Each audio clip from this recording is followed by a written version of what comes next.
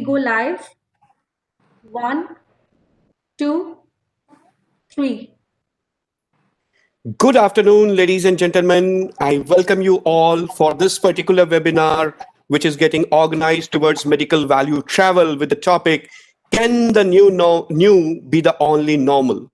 This webinar is getting organized on the platform of Global Virtual Healthcare and Hygiene Expo 2020, getting organized by FICCI. And this webinar is getting co-hosted by FHWP, which is Foundation of Healthcare and Wellness Promotion for India. Today, ladies and gentlemen, we have a very star-studded panel with us today. Starring in the panel is starting with Dr. Anupam Sibal, who is the medical director for Apollo Group of Hospitals, also a leading pediatric gastroenterologist. We also have Dr. Ashish Chaudhary, who is managing director for Akash Healthcare. We have Mr. Baby Matthew, the CMD for Somathiram Ayurveda. We have Dr. Manoj Luthra from CEO of JP Hospitals. We have Commander Navneet Bali, who is the regional director for Narayana Healthcare. We have Mr. Nishant Bajaj, who is the managing director for W Pratiksha Group of Hospitals.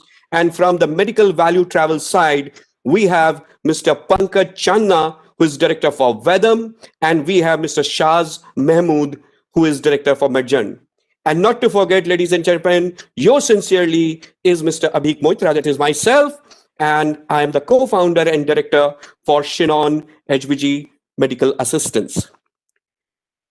The whole discussion, which is can the new be the only normal, comes on the backdrop of the fact that India, from a $5 billion destination, if it has to become a $10 billion destination, to achieve this, I'm sure we need to continue to do things which have bore results for us in past, but at the same time, we need to add many new things, new geographies, new products, new tools, and more importantly, probably a new outlook towards the entire business. And that is what we will discuss today with all our leading domain experts available with us on this panel.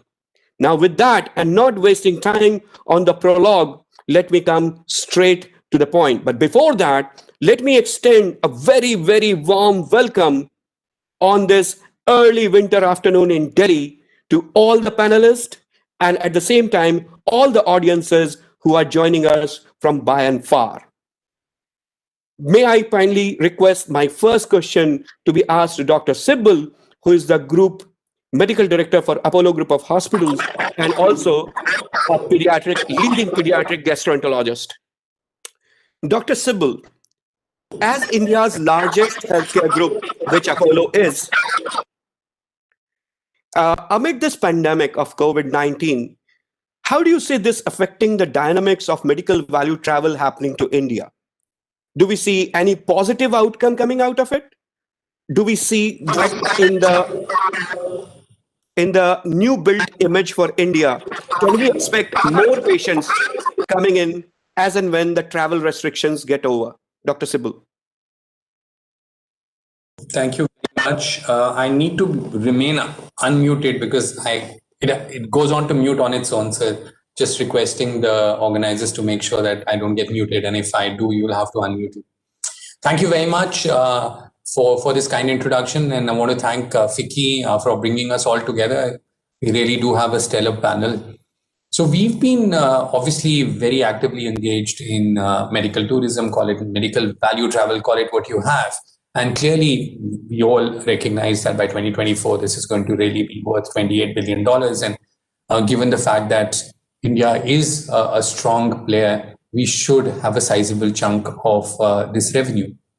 Well, if we look at the fundamentals for India still remain solid. We provide high quality care. The cost is competitive. So the value proposition that we offer is attractive, was attractive, will remain attractive. Clearly, the referral base for us is very large, and that remains because people come to us because either that facility is not available in their host country, or if it's available, it's kind of erratic and so it's not reliable, or in certain circumstances, it's more expensive than it would be in India? When we talk about what is going to be the new normal, clearly life is never going to be the same. Because I think the changes that we have seen in the last 9 months in the way we just live, many of these are actually quite positive from our well-being point of view, for our own health point of view. I mean, for all of us who've been on the road traveling 7-10 days in a month, we've suddenly figured out that we can travel very little, only when it's essential, and get our work done. We've all moved on to virtual platforms, whether it's payment, whether it's banking, whether it's grocery shopping, whether it's anything else that we want, and of course entertainment. And the same has also happened to medicine. It's happened to healthcare. Clearly, people are realizing that I really don't know. I mean, I don't see the need to go back to my diabetologist who's going to look at my glycosylated hemoglobin, ask me 4 questions, look at my blood glucose readings, and is going to change my medication. Why should I go and spend 45 minutes driving, 20 minutes waiting, 10-minute consultation, and then spending 1 hour coming back? It makes no sense. So if we look at how the outpatients is going to be, it's going to be very different. It's only going to be if you're going to do a procedure, or if multiple people need to see you and then do a case conference, or if it's an investigation that cannot be, that requires physical presence. So that is also going to extrapolate to medical value travel. Now, let me just give you a peek of what we've been doing at Apollo. So we have this new platform called Apollo 24/7. We are going to launch it anyway. But COVID obviously has given us an impetus that we didn't really expect. To just give you a sense, we have 4.7 million registered users on this app. We have 95,000 active users. We have about 4,200 doctors. You get a consult organized in less than 20 minutes. We've done about 210,000 consults, and we have a presence in 75 cities. I think we're going to see technology more and more in healthcare. I mean, if you look at AI, you look at ML, you look at digital pathology. We've just launched a digital pathology network. We've looked at teleradiology being enhanced. We're doing 1,000 reports a day for non-Apollo hospitals. So clearly, technology is going to be the driver. And our COVID AI scan that we had 15.7 million downloads. So the point I'm trying to make is that even with medical value travel, we're going to have to see how is it that we minimize someone's inconvenience. So a lot of the stuff that required 3 days of planning when you come in can all be done online. Yes, they need to come in for the procedure. We need to minimize the stay. Of course, quarantine is going to be the determining factor in how long. We do the procedures, we send them back. A lot of the post-care is going to be virtually. And then the follow-ups, I believe the follow-ups are going to dwindle. They are going to become really limited because a lot will happen virtually. And this trend is going to continue. We're going to have to constantly innovate and figure out how we're going to use technology better.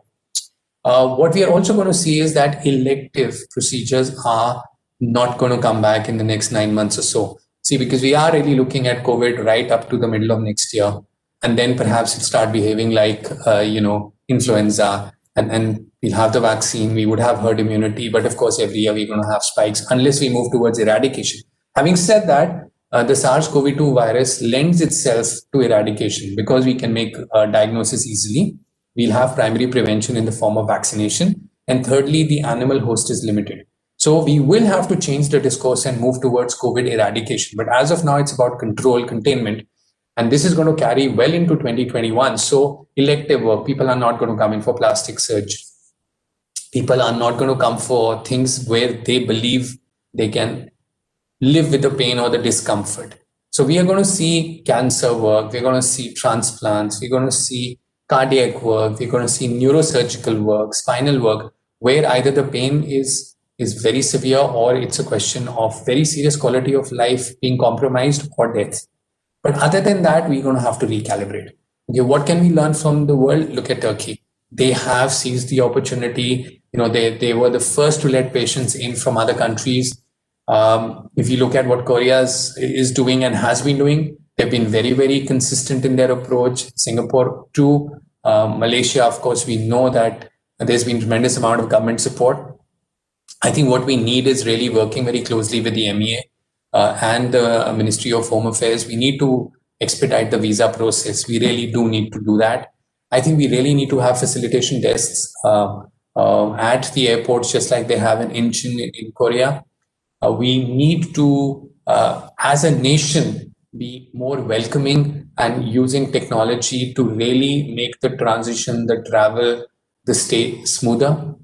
And I think it's time now for us to create a very strong campaign. And there has been talk about Incredible India, Incredible Healthcare. I think we really do need to get back into the mind space of people that yes, India is seeing a fair amount of COVID, but that is to be expected. After all, 17.7% of humanity resides in India. So we are going to see the numbers. There is no denial, but also the fact that we test a lot now. We have the ability to manage COVID. Our mortality rates are among the lowest in the world, and COVID's not going here anywhere. So if you need treatment, come to India, because we really do know how to manage stuff. And for that, I think we need a campaign. And we also, each one of us has to realize that our future is going to be guided not by the differences of our past, but by the commonalities of our present. And the commonality of present is a virtual presence. It is about doing things differently. It's about having an open mind, and it's about being innovative. Thank you. Thank you so much, Dr. Sibal. Technology, as he mentioned, is going to play a very important role in times to come, and we need to recalibrate ourselves to the new normal. And he also did mention that COVID is going here to stay. But having said that, this race to reach out to 10 billion is not about next 1 year or 2 years. It is race till 2027. And Dr. Manoj Luthra, if I may kindly come to you, talking about race. The smaller countries like Singapore, Thailand, Turkey, as Dr. Sibal did mention, claims to be running a better race on international patient if we compare the strength that India has. Do you really think that we need, and if yes, what improvisation is needed for us to become a better business house called India, to reach from $5 billion to a $10 billion? Dr. Luthra. See, the fact remains, can you hear me? Yes, sir. Yeah. The fact remains, some things don't change, whether COVID or no COVID. There are some things which are involved in healthcare, and specifically for patients coming from abroad. And to my mind, there are three things involved. One is the treatment, which Dr. Sibal alluded to, with new technologies, with new movement forward. Yes, and I believe that we can provide an equivalent treatment to any of these smaller countries, if not better. There's little doubt about it. The second aspect why a patient who comes to India requires is care, whether it's medical care or non-medical care, which is slightly different from treatment. When I say care, it involves, not only travel coordination, hotel selection, say nursing one-to-one, a translator, specific food, probably standards of pricing need to be similar. So those all aspects come under care. And that probably is the most important aspect that we need to better than these smaller countries need to actually make better in this aspect. And the third aspect, I'll come back to this in a while, just in a moment's time. And the third aspect is really the environment. The environment actually involves security, involves sanitation, power backup, public utility service, pollution, and so on and so forth, which we may really not be able to do very much about, except change the perception of the people who are coming to India. And that is where branding and perception, and that is where the nation's contribution to this comes about. But coming back to my mind, probably the most important aspect is improvement in our care facilities. When I say care, it's not the medical treatment, as I said. It's and two specific things that I want to talk about. One is regarding places of stay or hotels. It's okay having five-star hotels, but patients, relatives, most of the patients who come to India are not the very rich. They're actually the middle class or the poorer class who comes to India. And they need a good place to stay close to the hospital. We all need to look at it and say, okay, these are the places to stay. We've identified the places are clean, and these are the alternatives offered to the patient. That, to my mind, will go a long way in getting a patient that comfort and making it equivalent. Whenever you go to Singapore, you go to Bangkok, there are small hotels which are very good and very close to the hospitals. And that, I've thought, was one aspect that we really need to look into. It's a small aspect, but yes, needs to be looked into. The second aspect, I thought, standardization of pricing in various hospitals, specifically the larger hospitals. When you go to any of these countries, you find there is a standard price for a particular procedure, whether you go to A hospital or B hospital. We need to look at that ourselves, and we need to do something about it. And finally, as I said, the third aspect, which I would think is very important if we need to compete in the international market, is travel coordination. And that is where all our friends from various travel agencies and from travel companies and from medical tourism companies come in. We really need to look at this travel coordination so that the patient is made to feel not only comfortable, he feels secure, he feels that he is not going to be cheated. As long as we can ensure that, we would go a long way in changing a patient's perception to coming here rather than going to, say, Singapore or Thailand or Korea for that matter. Thank you. I think that's all I really need to say. Thank you so much, Dr. Luthra. Those were great insights. Standardization of pricing and creating an environment which includes beyond the hospital care as well, which is guest houses, hotels, etc. And of course, the travel coordination. Now, this is all part of perception management that Dr. Luthra was focusing on. And if I may come to Commander Bali on that, a lot of this perception is being built by the medical value travel companies or people who are involved into this, which are part of the distribution chain for these hospitals. Commander Bali, do you think, because there is so much talk that this whole chain needs to be organized, they need to be quality oriented, and they have been failing to do so over so many years because nobody is hand-holding them. So do you think it is time that the hospitals start approaching the distribution chain with a new outlook altogether? Do you think it makes sense for each hospital to adopt maybe 10 or 15 medical value travel companies as focus groups and start developing them to become pillars for tomorrow for the nation itself? Not only for that hospital, but for the nation itself. Kind of a making of a team on an IPL format where an IPL owner, collects all the players, make a formidable team, and out of which the national selectors can select. Your ideas on this, Commander Bali? Thank you very much, Abhik. And at the outset, thank Vicky for organizing this absolutely wonderful webinar. And I think it's the need of the hour to talk about medical value travel. So, Abhik, we are talking this today in the shadow of COVID-19. So I think everything that we talk today will have a fall through of what we are going through right now. So what has COVID-19 done? COVID-19 has most importantly restricted movement of people. What to talk about people coming from abroad? You have people across the states unwilling to travel because they feel that the hospitals are unsafe. So it has sort of given a pause to the way we were doing things earlier. But despite that, I think to be very fair, we're still seeing, because of the absolute attraction of India as a hub for good quality care, healthcare at optimal costs, we're still seeing patients coming through the air bubbles, etc., etc. Now let us come to the medical value travel companies, as you spoke about. I think from the time we started having international patients into India till now, somehow we have felt that the entire ecosystem is very, very fragmented.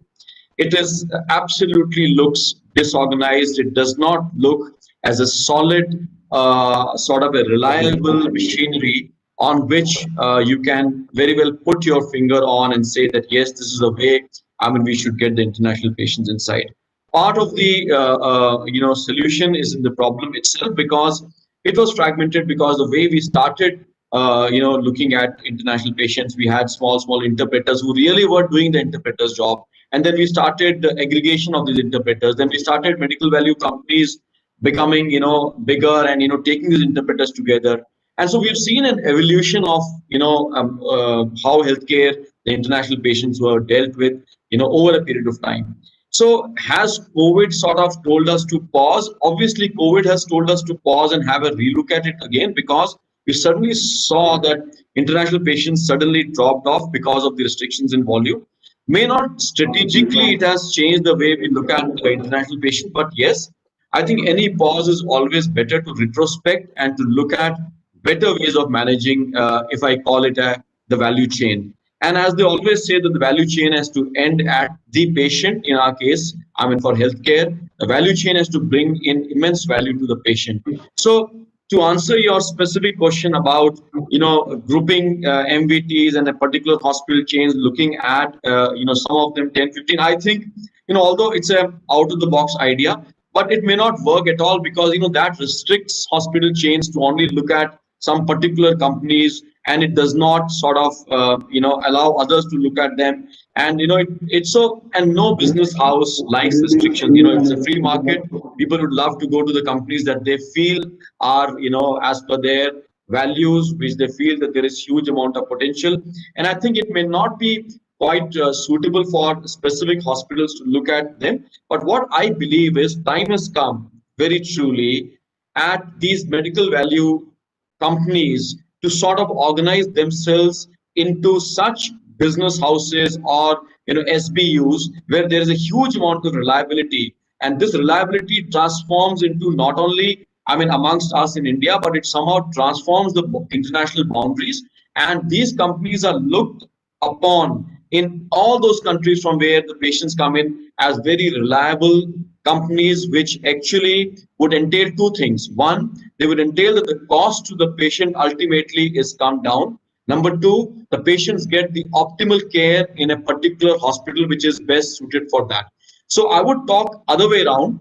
I would say that these medical value companies have to be absolutely reliable companies who make sure that a particular patient goes to a particular hospital or a particular facility where they feel that the treatment to the patient will be optimal as far as the clinical outcomes are concerned, and also to a better cost. Why did people start coming to India? I think one of the main reasons, in addition to that, we have got an excellent clinical talent in India, and Indian doctors, not only in India, they have made their names abroad, was the cost of treatment. And I think keeping that as a lever clearly, which is beneficial to us, I think we need to get a little bit more organized. We'll need to get a little bit more trustworthy amongst the patients, not only as individual patients, and also having trust by those countries into these medical value tourism, these companies, so that they point it out to the right hospital at the right place for the patient to go. So I think that it is not exactly a fallout of what COVID did to us, because this was a change waiting to happen any which way. As Anupam and was talking about that, these were the things which are already there. But I think COVID-19 has just pushed that change a little bit more faster and allowed us to think how to make it a little better again. That's what I would like to say. Thank you. Thank you so much, Commander Bali. You did spoke about the business getting evolved through the years, and the need of becoming more reliable for these MVT companies to become more reliable and more organized, and that is the way for future. But unfortunately, most of these people who are coming, they remain unorganized, and possibly due to the given huge competition amongst themselves. Every now and then you see new people cropping up and targeting the same markets. And that brings me to Dr. Ashish Chaudhary, who is the managing director of Akash Healthcare, who Akash has been focusing on medical travel business for last 3 years now, specifically for last 2 years. Talking of this competition, sir, which is making the entire MVT scenario kind of unorganized because there is a cutthroat competition. The current set of countries where everybody is focusing today have become hugely, overcrowded with MVT players. What will your advice be to all those who are involved into medical travel business, hospitals and MVTs alike? So both of them. Should they continue to dig deeper in the existing market, or it is time we start working on the newer markets?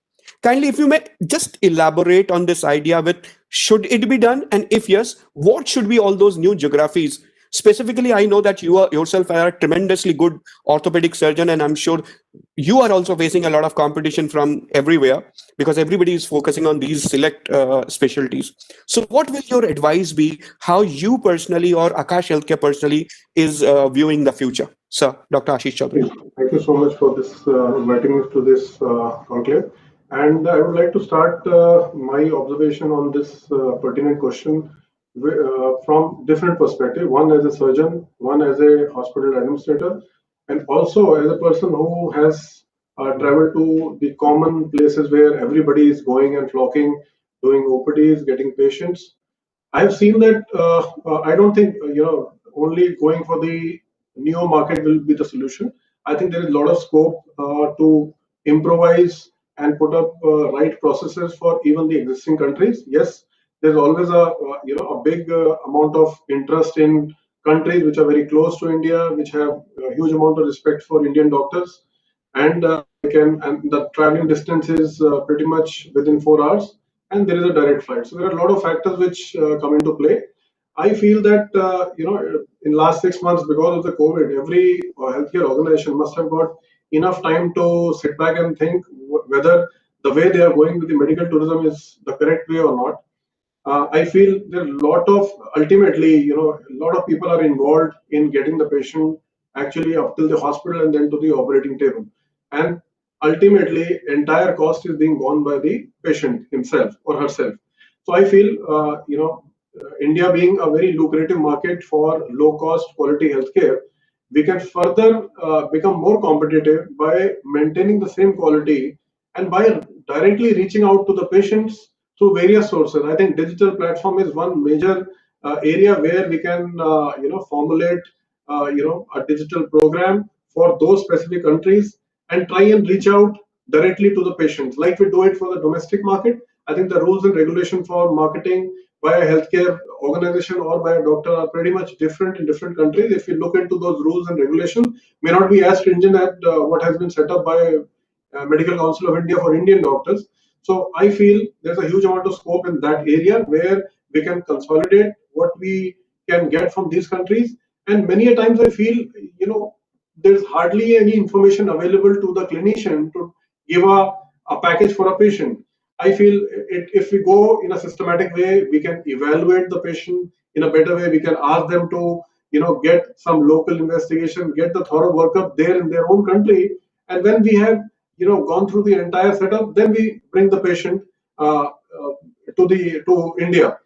Apart from that, the organized player which are actually into business of responding to queries, reaching out to all these countries through digital promotions and Facebook promotions and Google promotions, I think they hold a very important and responsible role to actually set up the list of hospitals and give advantage to the patient. Ultimately, at the end of the day, if we are able to service them with a good quality care, but we can maintain the cost at the right price, because for a particular procedure, I see there's a huge amount of difference from a small nursing home level hospital to Apollo hospital.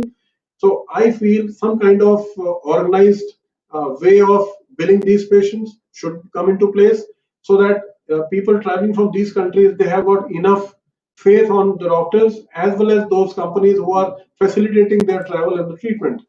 Apart from that, yes, there's always a scope. You keep on working on solidifying or consolidating your processes for existing countries, but at the same time, you should always keep looking for newer opportunities. I feel the Middle East is one area where a lot of new interest has come up. Those people usually they travel to European countries or American countries, or they would travel to Singapore and Thailand, because they kind of consider India as a low cost, less luxurious kind of a destination for healthcare. But I think we have enough number of setups and able doctors who can provide that ambient environment, a good environment for those patients as well. So that class of people, I think we should try and focus upon. Then you would talk about Russia, you talk about Ukraine, you talk about so many countries which have not been touched, maybe because of the travel restrictions, maybe because, like Indonesia is one big major country, it travels to Malaysia for most of the healthcare opportunities. They are not coming to India because the traveling time and the direct flights are not there. But if we talk to the government, if we influence them to have direct flights for these new markets, I think we are going to have enough footfall from these countries. Because I feel everybody across the globe, they would have enough faith on the Indian doctors to travel and come for the treatment.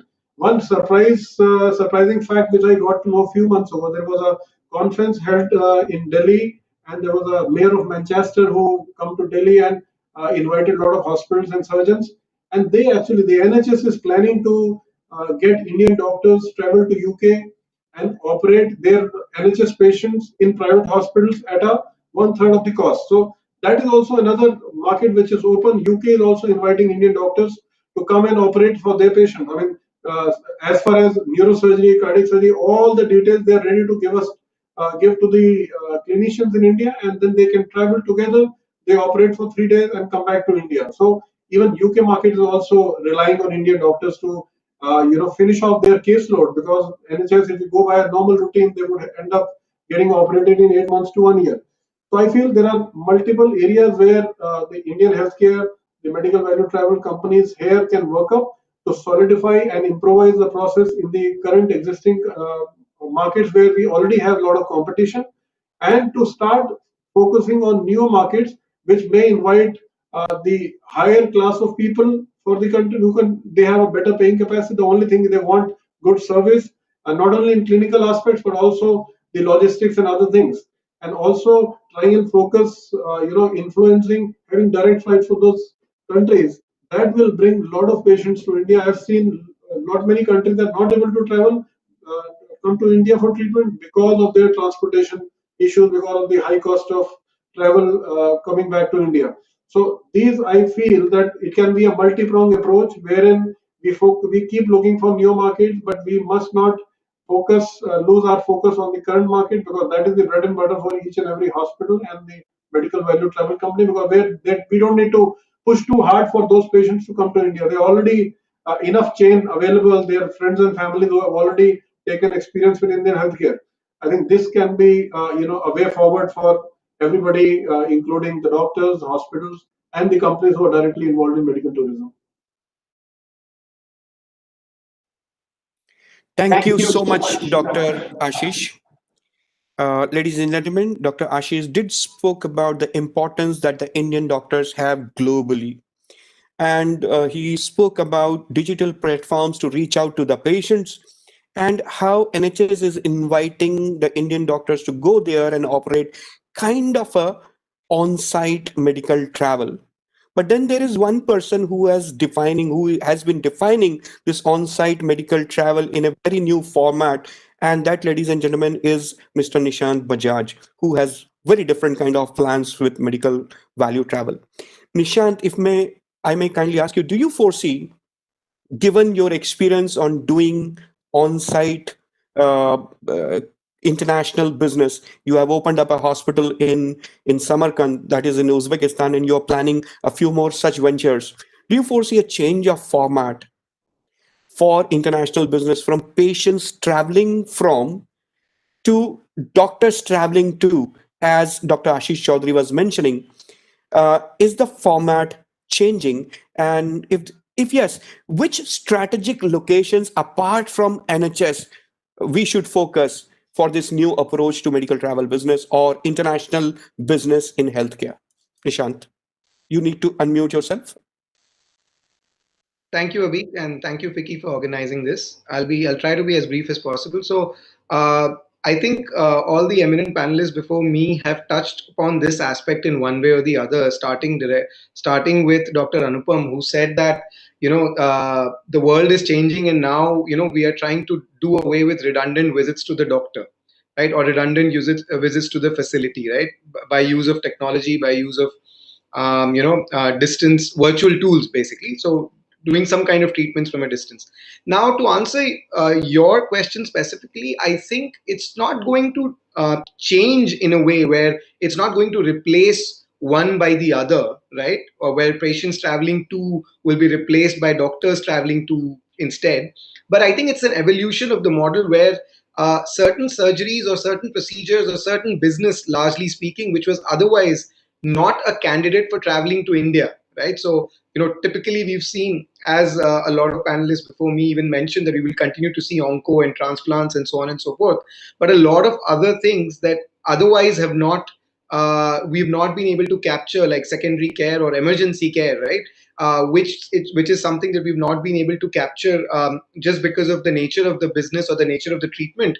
I think that is what is going to help us add to our sort of repertoire in terms of the services we can offer.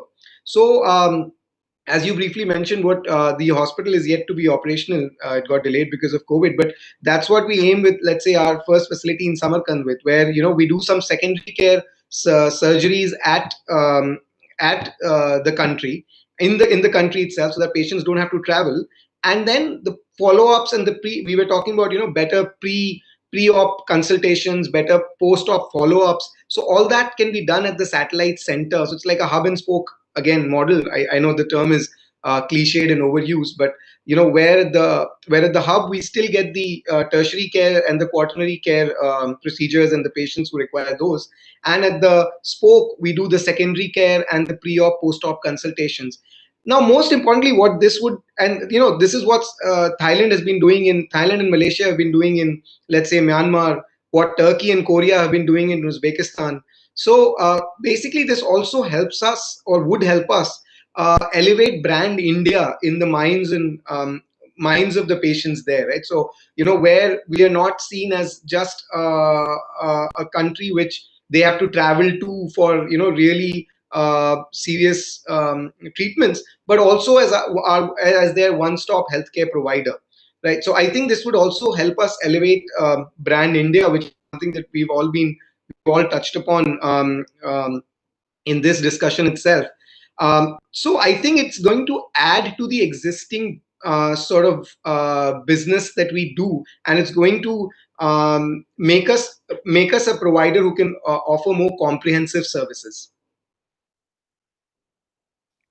Thank you so much, Nishan. Two very important things that you mentioned is that we are still not getting those patients who are meant for secondary or emergency care, and that is an additional amount of patients that we can do through this hub and spoke model you spoke about.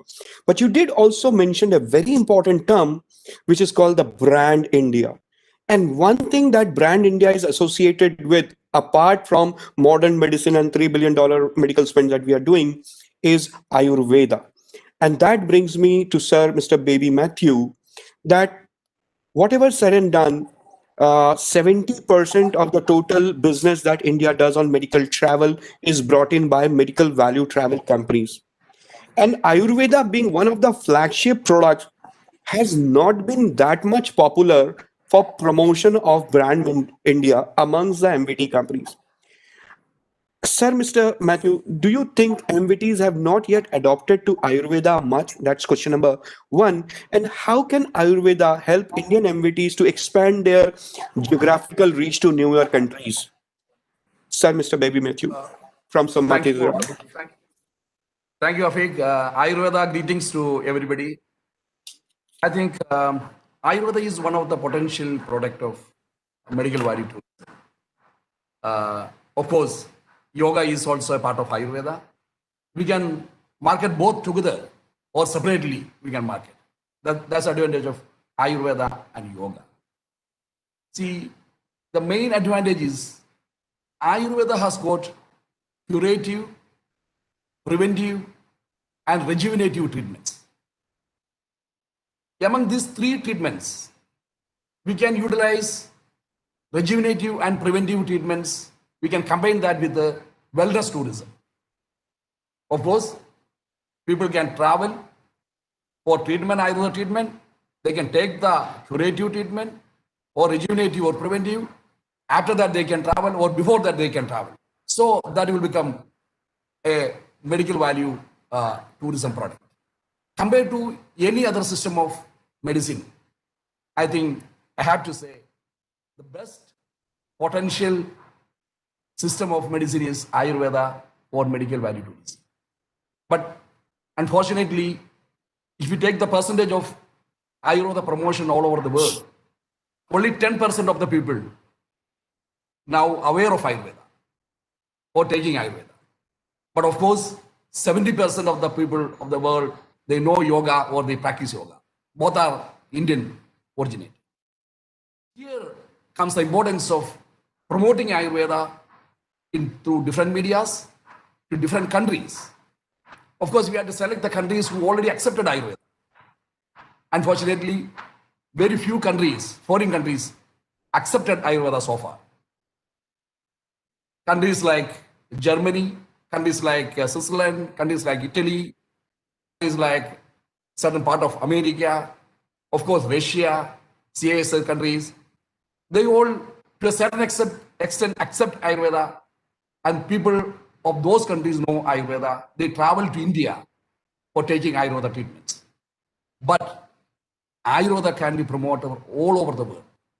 Only if we promote Ayurveda scientifically, only we promote the philosophy of Ayurveda, the authenticity of Ayurveda, only if we prove the authenticity of Ayurveda and promote it all over the world, it can be promoted all over the world. Because people are coming to India from African countries, people are coming from Canada, from Australia, Japan, in almost all part of the country, people are coming, but very few. But now we have to concentrate to achieve this 1.5 billion. We should definitely concentrate more on countries like Australia, Canada, Japan, America, other European countries like France. Now Germany, Switzerland, Italy, these are the three countries. And of course, Russia and CSA countries promoting Ayurveda, the people are accepting. This is the way we can do better Ayurveda. We can promote it. We can increase the value. We can increase the total income of turnover of medical tourism to India. This is what I have to say for the time being. Of course, it is very important. We should concentrate on promoting it through different medias, give education of Ayurveda still to other countries. We should make different awareness campaigns through our Ayurveda doctors, participating in Ayurveda seminars, wellness exhibitions, medical exhibitions, sending our therapists to other world, along with the promoting Ayurveda products, Ayurveda cosmetics, Ayurveda medicines. But for all this, the government should, or the Ayurveda fraternity should work together to get acceptance, authenticity, more acceptance through scientific research. Then only the modern world will accept it. This is what I have to say. Thank you very much. Thank you so much, sir. Thank you so much, Mr. Baby Matthew. That brings me to Pankaj. Pankaj, all the panelists have been speaking about, yes, definitely, that there is a eclipse of COVID on the entire business. But COVID will be there for next 1 year, maybe at the most 2 years. At a certain time, we will get habitual to it. But our total business, if it has to grow from the current spends of $3 billion and to $6 billion, there is a lot that we need to do. Take new products such as Ayurveda is, as Mr. Baby Matthew was telling, or in fact, maybe possibly create shop in shop kind of models within the medical value travel. Can we create a transplant tourism? Can we create dentistry tourism? Can we create cosmetic tourism? Because we have never approached the business with this kind of a mindset. So apart from the mindset, do you think on the industry level there are changes required? And if we have to if we have to reach from 3 billion healthcare spends to 6 billion healthcare spends by international patients, what are these new things that we need to do, Pankaj? So thanks, Abhik, for having me here and giving the opportunity. So let me start by quoting one of the books, which goes by the saying, "What got you here won't get you there." So what took us from 0 to 3 do not necessarily will take from 3 to 6. I thank our predecessors and the father of medical tourism, or bringing patients to India, our erstwhile hospitals like Apollo, and everyone who thought of creating this ecosystem of bringing patients from other countries to India. They thought of some ways of marketing, like conducting CMEs or medical OPD camps, or whatever we have been doing. I'm saying that has been going on for last 25 years. So it has given its fruits, and that's why India is probably on top 3 or 4 destinations in the world where patients feel comfortable traveling to. So if we have to go from here to somewhere else, we do not or we cannot talk the same language. I generally feel that hospitals promote only certain few specialties which are high value, and there is nothing wrong about that, because obviously those are low hanging fruits. You were talking about transplant tourism, or talking about only liver transplants or any sort of organ transplant. I am saying that probably we need to change the gear, and we need to come in the little bottom of the pyramid. Obviously, number of sick patients will always be less than the number of healthy patients, or there is a lot of range in between. I'm saying, why not think about giving more and more number of patients a flavor to Indian healthcare?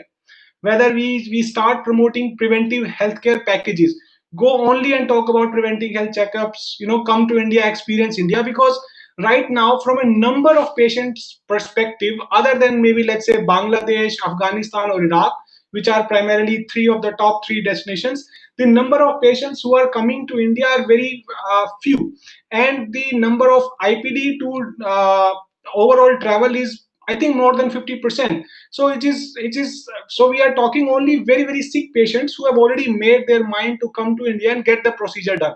On a business side, yes, it's a happy and good situation that our revenue goes up, but at the same time we have fewer and fewer people who know or who have experienced or tasted Indian healthcare. So I personally feel we need to target that, and we need to come out on one level lower on the pyramid and start reaching out to healthier patients. Talk about the procedures where which although could be done in their country, but that's where we have to come innovatively and start offering those packages so that more patients come and experience Indian healthcare, and then start building the pipeline for the top, or the transplant, as you said. So I'm saying, so it's not going to happen from 3 to 6 in next 1, 2, or 3 years, whatever the reports may say. I personally do not agree to that. I feel that if all of a sudden all the people in those countries are going to fall sick and we are lucky, we'll get them. But otherwise, it is a slow and steady process, and we have to start investing in that direction. Again, the other thing which I felt that the hospitals where I feel should work upon is, we cannot always be looking for the low hanging fruits. The low hanging fruits have been plucked. Now we have to reach or put our hands little farther to get the next layer of business. And that's where I feel that hospitals only relying on, let's say, facilitators who do not look at any marketing activities, because that's a business which was coming to India. That's where the companies or platforms like you and us come into picture, because we are the people who do marketing, who tell people about Indian healthcare, the hospitals and the experiences. And we are not just sitting in India and waiting for patients to come. We go and we do things which make things happen in India. So my suggestion is that we have to keep investing in those activities which generate business. We are not just always looking and talking to, okay, why are you investing in doing activities outside or things outside? Why not just add 20 or 50 more local facilitators? They will bring some patients and we will be happy. I'm saying that sooner or later is going to dry down, and that's a very very competitive area. So, not going into a lot of details, but I personally, just to summarize, I'm saying that the original thoughts, what brought us to $3 billion, may not necessarily take us to 6 billion, and we have to change and think differently. What brought us here will not take us there. Obviously, I can't agree more with you. And come to India, experience India. Another tagline, Pankaj. No wonder you are the poster boy for the industry.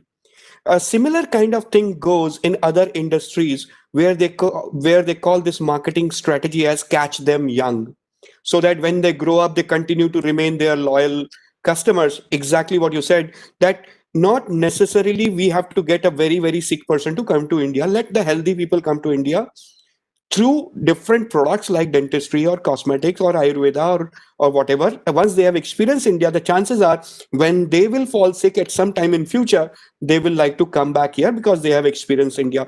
Wonderful thoughts here. And one thing that we need to also keep in mind is we have reached this $3 billion without much use of technology as go-to-market tool. And that brings me to Shaz. Shaz, do you think that technology is going to have a very big role to play in future, specifically as a marketing tool? Could you please suggest some of the new marketing tools the industry, uh, as an industry, we should approach with or without technology? So don't restrict your thoughts only to technology, but you may like to point a few things here and there on the technology side, and then the remaining marketing tools that you have in your mind. Shaz, you need to unmute yourself. Thank you. Thank you, Abik, for having me, and thank you, Fiki, for organizing this. I believe across the world, technological advancements have revolutionized the way businesses plan and execute their strategies now. India houses some of the biggest tech giants of the world and has been a catalyst to the new world tech order. I was reading the news today and I was kind of baffled looking at the fact that in spite of the COVID, India is set to spend 6%, is supposed to grow by 6% and do an investment of $82 billion in India's tech. So I'm sure everyone will agree that technology has been able to help businesses, including the MBT industry, to learn more about how to target their patients, their target audience, far beyond what was possible maybe 5 years back as well. It's my firm belief that technology must be incorporated in every business, in every system, in every process, and must be constantly upgraded in order to stay current. Yes, there is a cost, but it is a necessity for better efficiency, to amplify growth, to better systems, create accountability, and many other benefits. I mean, everybody here understands we've been traditionally doing SEOs, SEMs, bulk emailers, analytics. We're using multiple tools that are there available. But I'd like to take this opportunity to plug in a thought and take off from what Dr. Sibal said earlier today on artificial intelligence. Now, this is going to be a game changer for marketers and marketing strategists across many industries. It's already doing a lot in other industries, but I believe it is the future of marketing for the MVT sector. Perhaps let's call it the new normal. What it involves is obviously gathering, analyzing, and storing consumer data, not patient data, but which will help us anticipate consumer trends and execute appropriate strategies to garner the right consumers and patients. Now, just imagine as an industry like ours, if we pool our data, again, I'm saying not patient data, but if we search patterns, consumer behavior, and put it on an AI tool, this will really make marketing efficient. It will make sure we spend right, our budgets are right, we'll be able to predict market deviations and enhance performances. Now, coming to the non-technological side, technology will always help non-technology. So imagine doing an OPD, a CME, collaborative events, all of this backed by AI data. So we are talking to the market that's looking for certain things. Currently, we are talking to the world for everything. We are going in, for example, going and talking about dentistry to perhaps a country which is not even looking at India for dentistry, looking at Thailand. To change that will take a steady, long time and long effort. But if we are able to talk to that country for the need of the specialty, using AI tools, I think it will work. It takes me back to one session which I had attended last year, and Dr. Sibal will recount, where there was a debate on does technology trump touch? And it was between Dr. Sibal and Dr. Hariprasad. And I remember it ended by saying, healthcare, technology, and touch must grow side by side. So if I have to add a couple of points apart from that, which could really help, is of course, Dr. Sibal is suggested about the whole, and a couple of the panelists have also suggested that we must come up with a campaign. I think we should, and we must. We've seen what South Korea did in the Gulf. We must create a campaign for Treat in India, like Make in India, figure out budgets, all of us get together, hire some international media houses, PR newswires, influencers, and go all out on this. The second point that is coming to my mind, which I feel we should definitely focus on, and this would perhaps be my final point because I know we are running short of time, is telemedicine. Telemedicine is not a medical specialty, but it is a means of delivering healthcare to people who need it. Apollo Hospitals is one of the leaders in telemedicine, telemonitoring, teleradiology, and a lot. But I believe that the time has come, and it reminds me of Victor Hugo's famous line, which says, "Nothing can stop an idea when the time has come." I think the time has come for us to be the leaders and perhaps be the global hub for telemedicine. And this will boost and be a catalyst for medical tourism to India. And I think apart from that, there are many other points of which have been covered by Mr. Luthra and Mr. Pankaj. I concur fully with them. And Abhik, thank you for having me on this forum. You are most welcome, Shaz, and thank you for giving us that input. The time has come, and that technology, and you did speak about other things. The two words I picked up is artificial intelligence and technology, which is probably telemedicine to reach out to the patient. I know that you have, as Medijourn, you have a lot of plans to reach out to different countries with a telemedicine model. But then one very important thing that you said is using artificial intelligence to predict a potential customer for tomorrow can become a very important tool. Now, if I can come back to Commander Bali here, Commander Bali, if you can, yeah, you're there.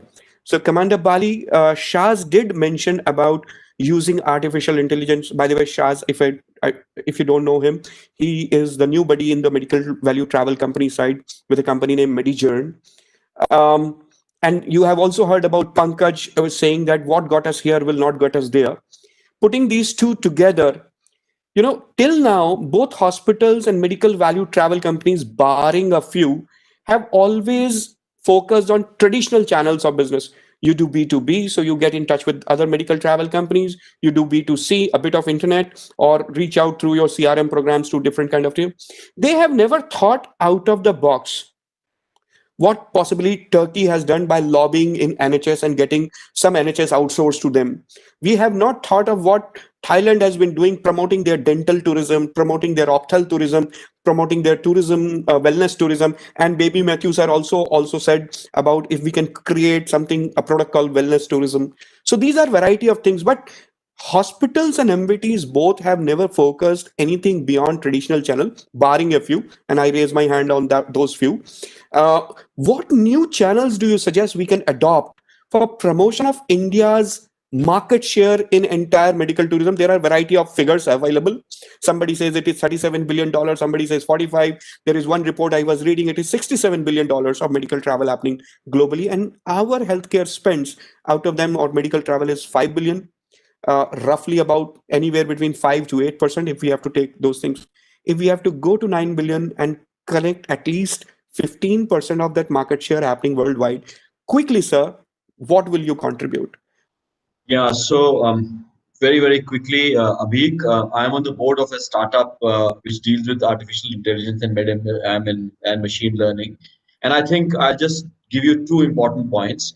One, I think we've hardly seen any company, or specifically if I talk about India, where we have really used data to get into profitability. We've talked about data. We've been speaking about data as an oil for, I think, centuries now. But to really use data to actually spur your business has not happened at all. And I would call COVID a curtain.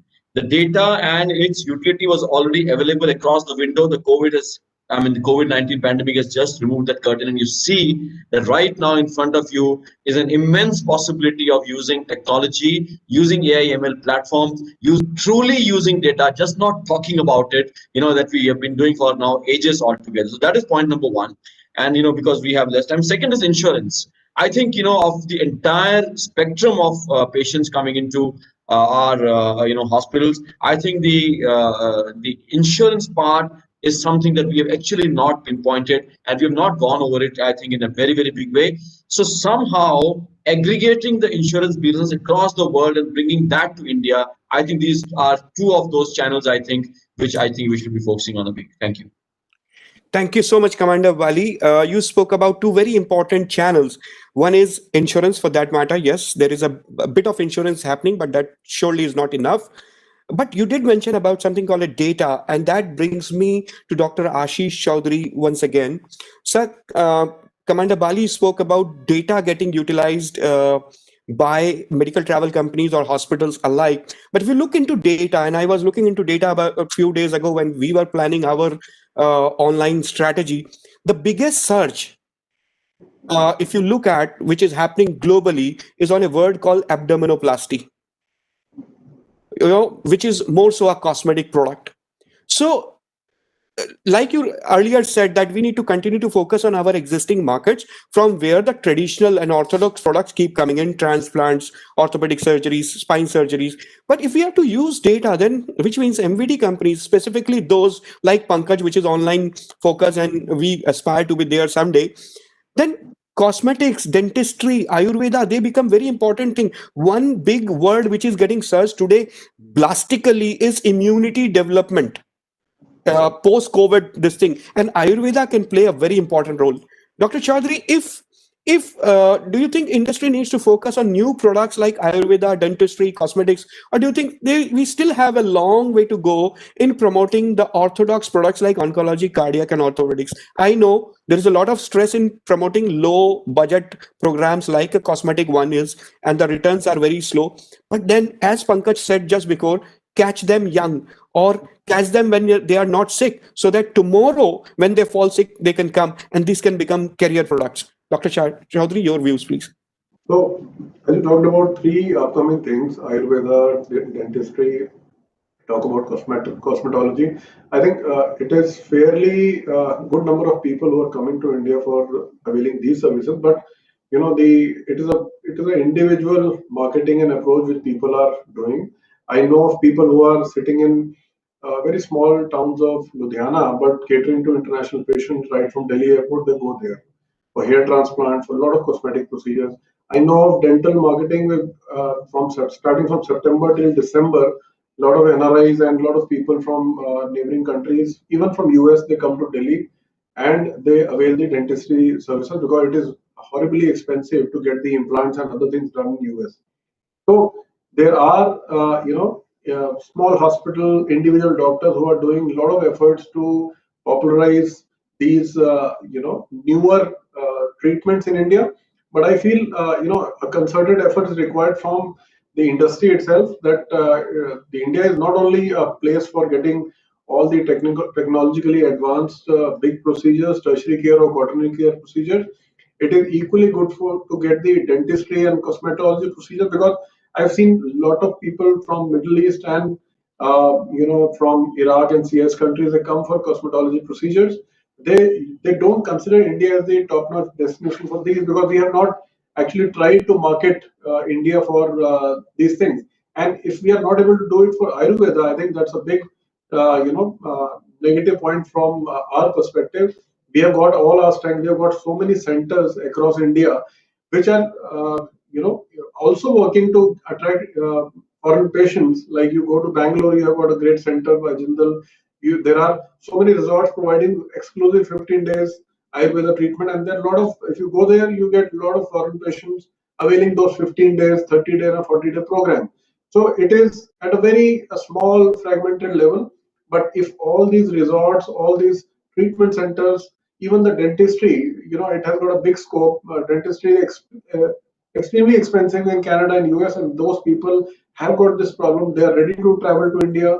In fact, the wellness thing which you just mentioned, there are so many business meetings in which a flock of people, 30, 40 people are coming to India, and during that time, they spare one day and get all their whole body checkups done. So that wellness thing is also getting popular. In fact, we got a patient from Denmark. He was willing to provide hundreds of patients from Denmark who can come to India to get just the wellness thing. They're all normal people, they're not patients, but they are not able to get a wellness package back in Denmark at 4 times the price of India. So they can very well travel here, get the thing done, and go back.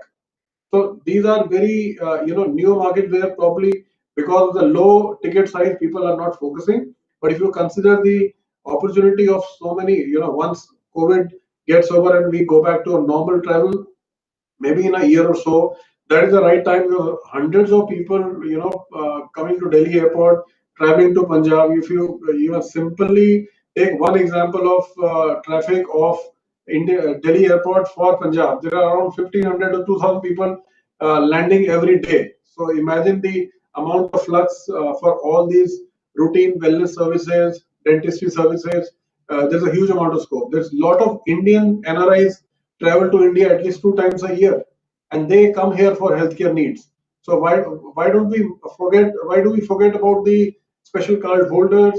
The people from Indian origin, they also come back to India for healthcare because they also trust Indian doctors more than anywhere else.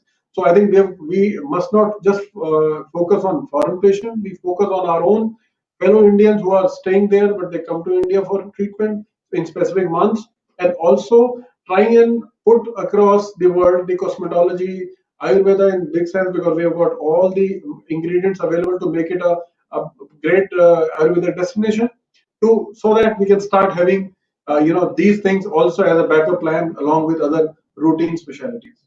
Absolutely, Dr. Ashish, very well said. Quickly, Dr. Luthra, and then I come to Mr. Baby Matthew once again. We only have another 9 minutes to go before we close down this. So very, very precisely, sir. Dr. Chaudhary did mention about very expensive dentistry services in US.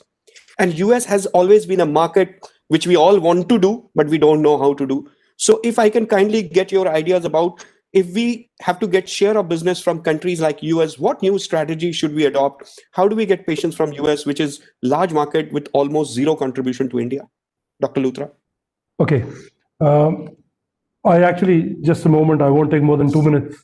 I quite enjoyed what Dr. Shah said, followed by Dr. Navneet Bali, and now by Ashish Chaudhary. And to take it up from there, my real question is, why do we really need to go to the US? The whole world is there. The problem with the US is that they, in their mindset, they still consider us a third world country or developing nation. And it's going to be extremely difficult as far as high technology surgery or high technology medicine comes for them to come to India or ever accept the fact that they're coming to India, in spite of the cost being so low. So I'm not very sure we'll be doing the right thing by thinking in terms of the US as far as all this goes. But yes, we can think in terms of getting the US patients when it comes to alternative systems of medicine, or it comes to certain specialties or certain procedures which their insurance doesn't cover, like dentistry, solid organ transplants, cosmetology, which is very expensive and is not covered by their insurance. That certainly can be one area which can be targeted. The second area which we can talk about is somebody needs to understand their insurance system. We need to talk to their insurance agencies, their insurance companies, and try and work out some packages for the insurance where patients have been waiting for so long for surgery in certain Western countries. Where the duration is long, we can look at those patients coming to India as a group. That is second area which I think we can look at. And finally, of course, as I said, and Dr. Ashish Chaudhary also said, that there are alternative systems of, Dr. Baby Matthew also mentioned that the alternative systems of medicine, certainly there are areas of chronic ailments, there are areas which can be targeted in the US. And that is what we have to project India as a destination if we want to get the US patients coming to India. And once confidence is gained in these areas, then we can look at other areas. I think that's all I could actually think in terms of the US. Thank you, Dr. Luthra. Well, you might be surprised, Dr. Luthra, to know that in last 2 years at Sinon HBG, we have done close to 7 transplants only from US, because the living donor transplants in US, if you look into this number, our numbers compared to Indian numbers, our numbers are mind-boggling compared to US numbers. And there is a huge waiting list for living donor transplant. And if we can, that's why I use the word transplant tourism. If we can create that product and then market, it can be the blockbuster product for India. Well, beyond that, thank you, sir. Beyond that, Dr. Ashish Chaudhary did mention about Ayurveda being one of the better selling products specifically for Western markets. You also did mention that, but both of you did talk about the wellness segment of Ayurveda. You'll be surprised to know Ayurveda has got host of therapeutic sides of it. For example, may not treat cerebral palsy or autism to 100%, but symptomatically compared to modern medicine, they give much better results. Or for certain treatments like a Duchenne's muscular dystrophy, in modern medicine there are only steroids. But if you look into Ayurveda, certain products. But Mr. Baby Matthew, Ayurveda institutes, I have been talking about it. If you look at what Dr. Luthra said or Dr. Chaudhary said, you know, one thing is very clear, we remain less marketed. We have kept a low profile. What changes do you suggest to your colleagues at Ayurveda institutes in their approach so that they can at least target a 1.5 billion out of the 6 billion that we are targeting or 7 billion that we are targeting? Very concisely, Mr. Baby Matthew. I think it's better I explain very briefly what my experience promoting my product Somadhiram as a Ayurveda hospital. See, in India, our own people were taking Ayurveda treatment 30 years before or 35 years before. Only recently foreign nationals started coming to India in more numbers. So our people didn't need much facilities. Normal facility was enough for them. But dear friends, only if we make our institute a brand, then only we can promote it internationally. For that, Ayurveda is basically nature-based. So we should make our own institution, the construction, the ambience, the facilities, everything should be nature-oriented. There should be more space, more air, natural beauty, and the construction style, Indian style. So this is all very important. And for this, definitely nowadays, Ayurveda is also getting NABH approval. Before it was only for allopathic hospitals. Now, Ayush has started giving NABH accreditation for Ayurveda hospitals. But very few Ayurveda hospitals go for this. Because they started their institutions in a way to give facilities only for the local domestic or nearby people. So they don't need much facilities. So first of all, we should definitely go for NABH accreditation, all Ayurveda hospitals, and other classifications and other approvals, international approvals. Then only foreign people will come. They are thinking about their safety, their hygienity. They should feel they are going to a place where they are safe. They get better treatment. So this is very important.